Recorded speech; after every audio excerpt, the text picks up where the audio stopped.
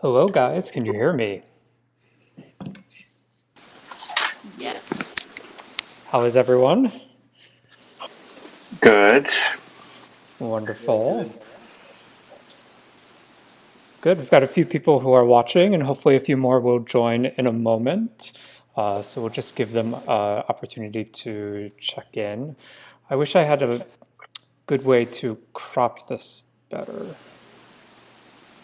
Oh, we can turn it. I don't know if that's better. Yeah, let's try that. That way we can see both of you, Alvaro and Allison.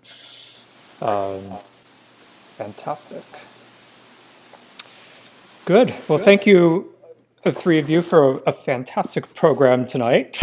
Just so beautifully played from top to bottom, and just so like technically brilliant as well. Christian, how do you feel tonight?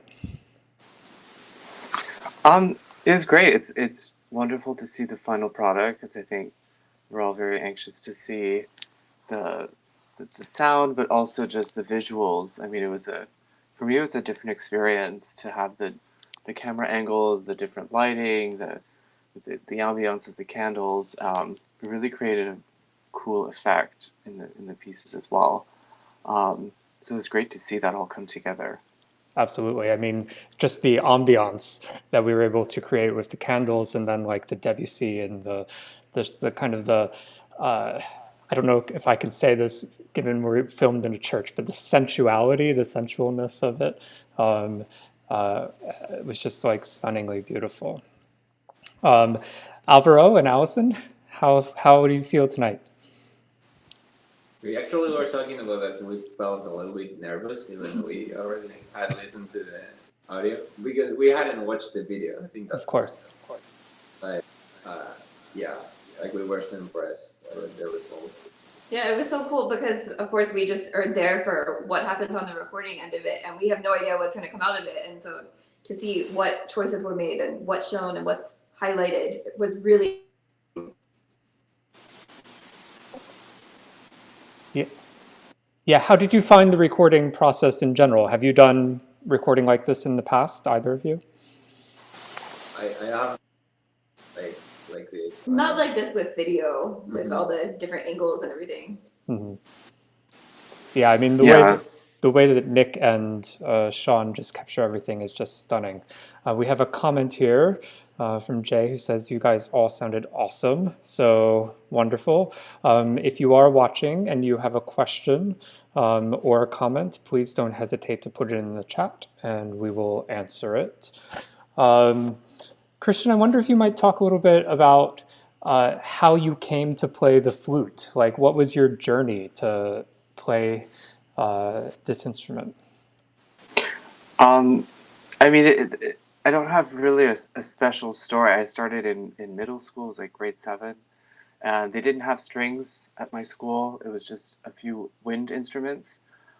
They kept the oboe and the French horn tucked away because they're harder instruments, at least to start at. French horn Mm-hmm. is a very difficult instrument, but um, and then I was actually looking at the trombone. I thought it was a cool instrument, but then they said ideally you'd practice every day, but you have to take the instrument out, bring it home, on the bus, and then bring it back with you to school the next morning. So I thought, okay, I need to play the smallest instrument possible, and I ended up with the flute. Um, but I remember I picked it up, and the first day I played it, it really clicked. I tried other instruments. I played cello for a year. Did you? Okay. When I really developed that interest in music, I wanted to try other instruments, and so I played cello for over a year. Um, but I think just the fact that I was so used to having a small instrument to carry, it was such a big shift. Um, and I've kept with it from it was my first instrument, and I've stuck with it. I think these days I connect with it with the breath. It's very uh, more than just relaxing; it's meditative Mm-hmm. um, for me, and to make music through the breath um, like that, much like singers as well. It's um, you really connect with the music in a deep level. Yeah, I'm always amazed by wind players and your kind of steadiness of breath? Because I drink way too much coffee, I think, to be able to maintain such control. Is there a lot of stamina that goes into that for you? There is. I mean, a lot of it is. I mean, some people talk about lung capacity, but it's really a question of managing your air. Mm-hmm. It's the control of your air, um, and also a lot of it is. It's interesting. It's much more of a mind game. It's a lot more psychological. You know, like with singers, they think very holistically in their approach. At least a lot of them. You know, thinking outside of the body and how to support. You know, and spinning your sound. Whatever. Like, what does that mean, really? Um, but you know, these great singers achieve such almost like unhuman capacities, and great flute players as well. They achieve such great capacities, and it's a lot of it is a psychological mindset. Mm-hmm. I think it's like that with all all musicians. It's just like dealing with nerves, right, on stage. Yeah, of course. So does your breath become affected if you do get nervous? I think for some people, but really it can be an advantage to have an instrument that focuses on the breath, because if you know with the mindset of that, you can calm yourself. You can use your breath to slow your heart rate, get the jitters down, and ground yourself through the breath, because you have to. I mean, you're forced to do it as a wind player. Yeah, if you don't have breath as a wind player, then you're having a difficult time. Right. Absolutely. So from the smallest instrument to one of the larger ones that people have to carry around, Álvaro, how did you start playing the cello? I started playing when I was 9 years old, and it was actually my mom suggested me like to go to the music school, and in order to get into the conservatory, you had to like I don't know like a really easy like audition to sing like rap or something like that. And when I got to choose the instrument, there were not like too many options at that time, and there was kind of a riffle where you like uh, the people who were applying to the conservatory started choosing by name, by order, and then when I get to choose, like there were no piano or violin. There was percussion, a bassoon, and cello. And I don't know, my mom likes cello, and I was like, yeah, why not? And that's how everything started. And I started playing, and I liked it. And that's why. I mean, there's nothing like there's nothing else like about it. I like the cello too. Like I've never tried to play it, but I've always wanted to. So if I take up a new instrument one day, it will probably be the cello. Most people do that. But... And Allison, like you don't get to carry your instrument around. So how do you find it is to adapt to like a new piano, like to walk into Emmanuel and have to like play Rachmaninoff, which is virtuosic, like to its core, on an instrument that is unfamiliar to you? I mean, that's always a big thing, but at the same time, that is a skill that you always are faced with. So it's not like for a flute player to adjust to a new flute or a cellist to adjust to a new cello, I think is a different experience than a pianist playing a new piano, just because we are so used to always figuring out a new instrument quickly. And of course, we got a little bit of time to rehearse on the piano and get to know the instrument.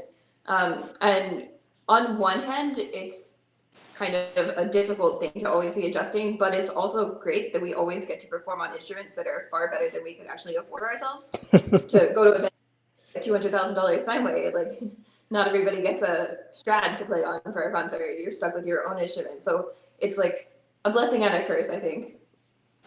Sure. Well, hopefully one day you will have a beautiful concert Steinway in your home as well, if you don't already. I hope so. We've got a comment here from Anne-Marie who says the program was just perfectly programmed and beautifully played. So brava and thank you.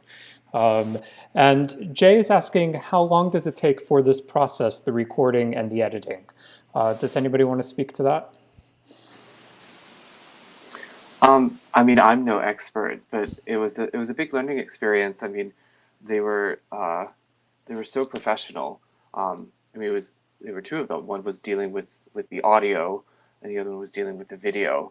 Um, and then it's the process of choosing. I mean, in my case, I did 2 takes, except for the last piece. I only did it 1 take, but I did 2 takes, and then I would say like, oh, I like this first movement, and then pick the second movement. I mean, that's the luxury of recording. You can really create something and tweak it, the best that you as best as possible. I didn't know what the outcome of the video would be, but basically, I would, when they had the audio lined up, and it was like, here's your first audio and your second audio, and then you pick and choose, and then you send your takes, your preferences, and then they put them together. And then, so it's like sort of a like multiple step process. And then the video, I mean, I can only imagine that once the takes are done, then he has to like cut and paste, and he was doing different angles. I mean that, but it did it really quickly. I mean, my recording was done only when was it? That was like 3 weeks ago. 3 weeks ago, yeah. Yeah. So it seems like a very, very quick process. I mean, the videos were done like within like a week and a half or so.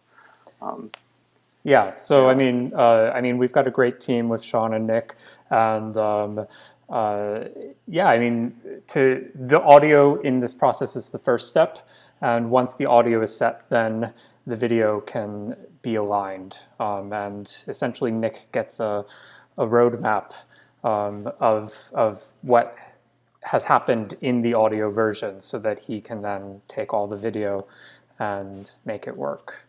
Álvaro and Allison, did you enjoy the process of recording and all that is, or do you prefer to play live for an audience? It's definitely a different experience, but it was so much fun to record. And unlike with Christian, we had the challenge of agreeing on what takes, which is the fun part. So we actually spent more time deciding what audio to use than we spent actually recording it, because when he played well, I didn't. So we're like, oh, well, whose is more important? So there was definitely some conversation on our end of it, which was also really fun. So really who won generally? I think we I think we it's tied. pretty even, yeah. Fair enough. Yeah, it's always a challenge, and of course, as the number of people like increase in the process, like the conversations become more and more difficult, or they just don't happen because one person just does it. So, but the collaboration is just such a very different thing when you're kind of putting something down specifically for recording, and then in the post-production part of it, having to go back and evaluate together. So. How long have the two of you worked together as a team? 3 years? 2 years. So this is my second year here at Body, but actually, like we played together for the auditions. So that's the very first time we played together. Oh wow! Okay. Alex and sent me her contact, and I contacted her. We played together for the audition, and then we came here for the masters. I've been playing with her. And Allison, do you prefer collaborative piano of this type, or do you prefer solo performance? So my degrees are all in solo performance, but really what I love the most is collaborative stuff. And actually, I studied the cello for a long time, so cello rep is like my favorite thing, and it's so cool to be on the pianist side of it, but also understand kind of the cello side of it. So really, that's my favorite repertoire to play is cello sonatas. Like if I could do nothing else for the rest of my life, I would be happy just playing cello sonatas. Wow, cool. And Christian, do you prefer to play solo, or do you prefer like orchestral playing or other collaborative? work? I have to be honest, and I do prefer collaborative orchestral chamber music / chamber music. I mean, orchestral playing is just chamber music on a larger scale, but it's not that solo playing isn't great, because there's definitely, like, I mean, you think like the Debussy Syrinx, which is such a popular piece in the flute repertoire, and it says so much in such little amount, you know. It has a different mood and it's a different experience. But with collaborative playing, I mean, first of all, that's where you can find some of the really great repertoire, you know, the great composers writing great symphonies, and there's some really great flute writing in that as well. But as well with the chamber music, I mean, even just going flute and piano, I mean, the piano adds so much more color with the harmonies and the bass that's reinforced, things that a flute generally lacks. So it's, yeah, I do prefer collaborative, and it is a lot of fun. It's a lot of fun to make music with other people. Of course. So Christian, I assume you play piccolo as well, but do you also play the lower pitched flutes, alto and bass flute, these types of things? I do. I don't own an alto or a bass flute, unfortunately, but I do have a rental bass flute. It's right there, actually. Really? I'm working on a piece that has flute, piccolo, and bass flute in it. It's I think every flute player, it's part of the job to switch instruments, switch on different flutes. So how big is a bass flute? I'm just curious. It plays an exact octave lower than the normal concert flute. In terms of size, I mean, it's generally, it's twice it has as long. it would pretty much be twice as long, but it's hard to tell because it loops around, because otherwise it's just too long. Sure, of course. You can't play it. So it loops around, and it has like a crutch that sits on your hand. So it actually starts to hurt if you have to play it for a long time. So you definitely have to, like, take breaks. It's not the most convenient instrument to play, but it's really cool. Really great sounds. So Álvaro, does that mean you similarly play double bass and viola and violin as well? No, of course not. No. I've tried to play bass, but since it's like the strings are tuned different, like the strings go by fourths instead of by fifths, you cannot really like read these chords. Like, you have to learn the instrument first. Sure. And viola is all different. We have a question here asking, again from Jay, how it feels to be able to make music during the pandemic. Allison, Álvaro? Well, for a little while, I was actually quarantined with a flutist. And so I was playing only with flute for a couple of months. And so, of course, I was making the flutist play cello rep and violin rep because that's what I love. But coming back to being able to play with people in person has just been, like, really, really amazing, especially being in a space like the church. Because I do all of my rehearsing in my apartment, which is great that I can do that. But to be in a real space with the acoustics of the church, playing real music with real people, it's a whole different thing than it used to be able to have that experience. It's really amazing. And Christian, what's the pandemic been like for you? Well, first of all, I just want to say hi, Jay. Thanks for watching. Yeah, Jay's a really great clarinet player.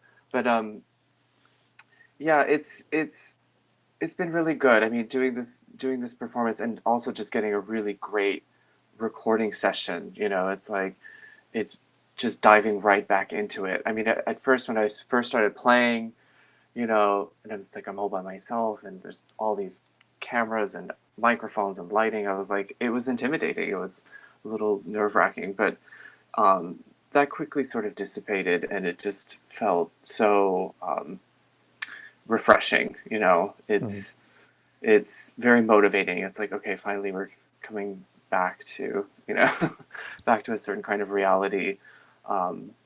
It's a slow process, but it really does feel great, and it also kind of opens these doors. I mean, to produce these high quality videos, this is something I've never done before the pandemic, not even close. So it kind of opens these doors as new opportunities, new gateways of creating music and creating art and sharing it to the world.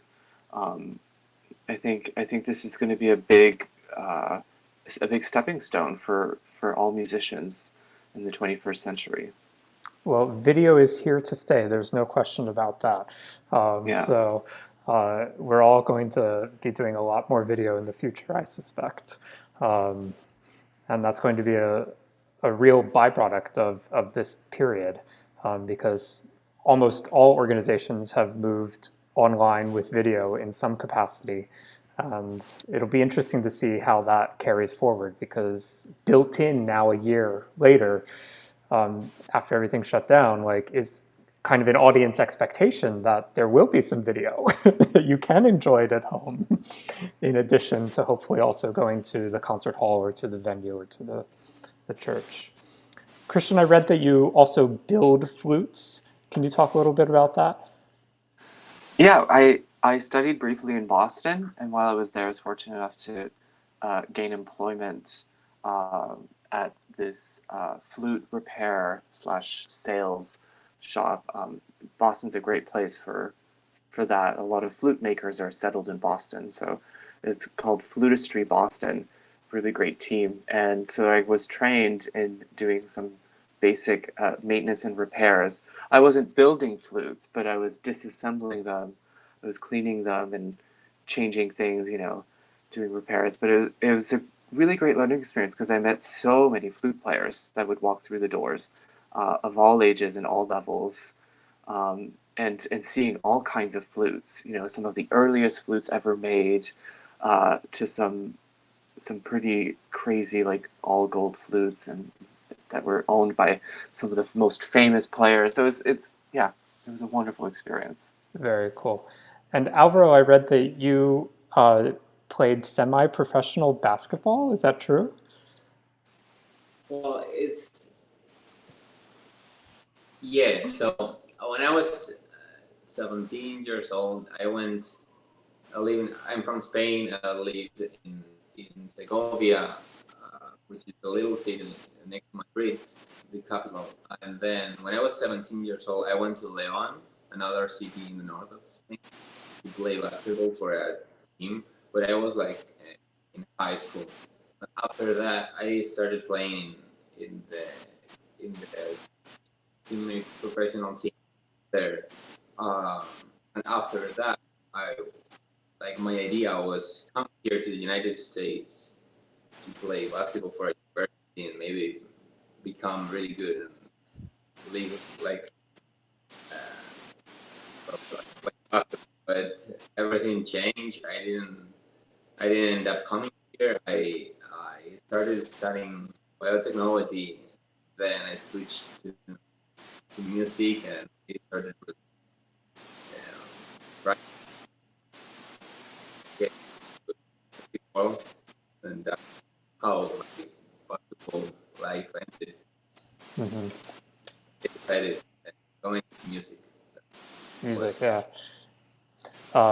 So before I let you each go for the evening and go back to your practicing or whatever you might have to do this evening, hopefully no homework, but I don't know. uh, what has been the best part about, there are many bad parts about COVID, but what's been the best part? Has there been like a new hobby for each of you or an opportunity to reconnect with people in different ways? Allison? Well, for me, definitely getting to spend time with my family for the first part of it was a big thing. And I also started a kind of crazy endeavor of running every day. And so I'm on day 351 now of not skipping a day. Wow. So that's my like new obsession. That's very impressive. You should take me with you for a run, please. Absolutely. Yeah. Any day. Alvaro, what's been the best part for you? So for me, I think instead of getting better at creating connections, I got worse. But in terms of my relationship with the instrument, I think it of course had also bad things about being locked down, but I think I tried to uh, learn how to practice better. Sure. I which sometimes led me to being alone led me to lose motivation sometimes, but that's what when I asked the question about how Jay did, but how do I feel about playing again with people? Like that's one of the things that reminded me of why I chose music as my way of living, and it's because of that feeling when you play with someone, when you are like performing, when you play for other people and not just for yourself. So yeah, being stuck taught me how to like organize everything a little bit better. Sure. And Christian, for you, is it cooking or what's been the best part? It's the best part is it's kind of like what we're doing right now. It's tapping into the whole concept of the virtual reality of, you know, I mean, I rebuilt my website and then I started doing, I mean, because of school as well at Peabody, it's we're uploading videos all the time. So then it's figuring out how to properly upload and I think in general, a lot of people, a lot of students as well, like, or the quality of our videos have just enhanced. You know, you go back from the very beginning of the pandemic when we first started uploading and creating videos, and then up until now, there's just been this huge improvement. And I think that's really fantastic as artists and as musicians, and it's something I think we will all continue. So it's sort of a useful tool to have developed because I've always been really bad with technology. Just been, yeah. So to have that is great, but nothing ever beats performing with, you know, in collaboration with others in person, Yeah. and also performing with an audience, because the audience, in my opinion, and I think most agree, is part of the performance. They are just as important as the performers, and it's that energy that's in the room, that shared energy in the moment, in lifetime. That's, I mean, no matter how great a video can be, it'll never compare. Yeah, absolutely. Well, thank you each for taking the time to chat with me this evening, but most particularly for such a thrilling performance, and for all your wonderful collegiality over the past couple weeks putting it together. So just, I hope you're very happy, and I hope that you'll share it widely with everybody, and that will get your name out there even more than it already is. So I'll just ask people who are watching to join us again in a couple weeks, 2 weeks from this evening on April 7th.